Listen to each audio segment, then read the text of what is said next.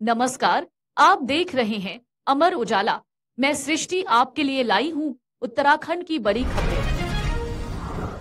मौसम विभाग के अलर्ट को देखते हुए चमोली प्रशासन ने बद्रीनाथ धाम और हेमकुंड साहिब की यात्रा पर रोक लगा दी है। जिलाधिकारी ने सुरक्षा कारणों से केदारनाथ यात्रा भी 3 दिनों के लिए स्थगित की है।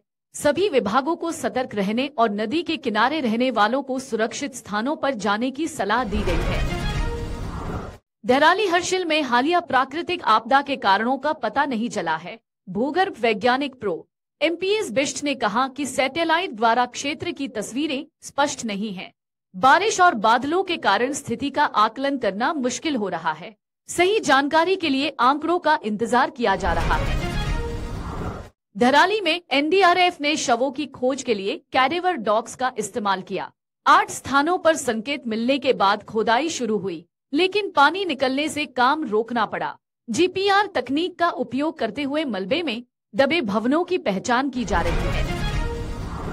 उत्तराखंड में विजिलेंस ने 23 साल बाद अपनी कार्रवाई की प्रक्रिया में बड़ा बदलाव किया है। अब विजिलेंस पहले मुकदमा दर्ज करेगी और फिर आरोपित को गिरफ्तार करेगी। यह बदलाव हाईकोर्ट के सवालों के बाद किया गया है, जिससे रिश्वतखोरों का चेहरा जल्दी बेनकाब होगा। कर्णप्रयाग के सुयालकोट क्षेत्र में देवालवान मोटर मार्ग 13 किलोमीटर पर धंस गया है, जिससे 15 गांव पूरी तरह कट गए हैं।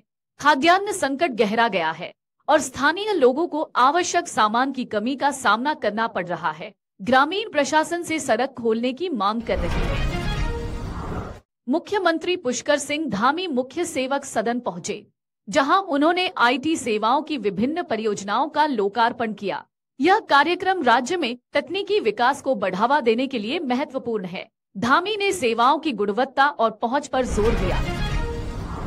गढ़वाल मंडल आयुक्त विनय शंकर पांडे ने बताया कि धराली आपदा में 43 लोग लापता हैं, जिनमें से नौसेना के कार्मिक शामिल हैं। राहत कार्यों के तहत 1278 लोगों को सुरक्षित निकाला गया है। प्रभावितों के लिए राहत पैकेज तैयार किया जा रहा है। खोजबीन कार्य जारी है। उत्तराखंड में उत्तरकाशी ने आपदा प्रबंधन के लिए एक नई पहल शुरू की है। स्थानीय निवासियों ने उत्तरकाशी आपदा प्रबंधन जनमंच बनाया, जो पीड़ितों और सरकार के बीच सेतु का काम कर रहा है। यह मंच वित्तीय सहायता एजेंसियों के साथ मिलकर आपदा प्रभावितों को समय पर मदद पहुंचा रहा है।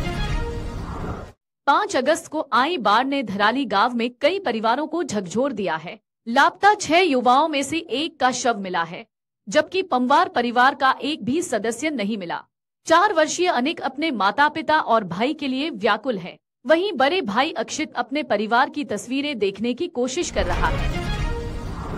श्रीखंड पर्वत की तलहटी में खीर गंगा के उद्गम स्थल पर हिमनद झील का आकलन करने के लिए एक माउंटेन रेस्क्यू टीम का गठन किया गया है। टीम जीपीएस और वीडियो तकनीक से सर्वेक्षण करेगी। आईजी एसडीआरएफ अरुण मोहन जोशी ने रेस्क्यू ऑपरेशन की तैयारियों की समीक्षा की। मौसम विभाग के ऑरेंज अलर्ट के मद्देनजर मुख्यमंत्री मेधावी छात्र प्रोत्साहन छात्रवृत्ति परीक्षा स्थगित कर दी गई है। यह परीक्षा पहले 8 जुलाई को होनी थी, लेकिन अब इसे अगले आदेश तक टाल दिया गया है। लगभग 65,000 छात्र छात्राएं 347 केंद्रों पर परीक्षा में शामिल होने वाले थे।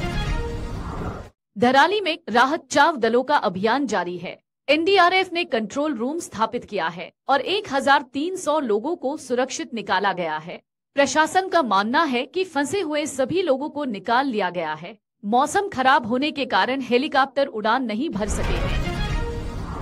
उत्तरकाशी जिले में हालिया आपदा ने 70% सेब, प्लम और खुमानी बागों को तबाह कर दिया है।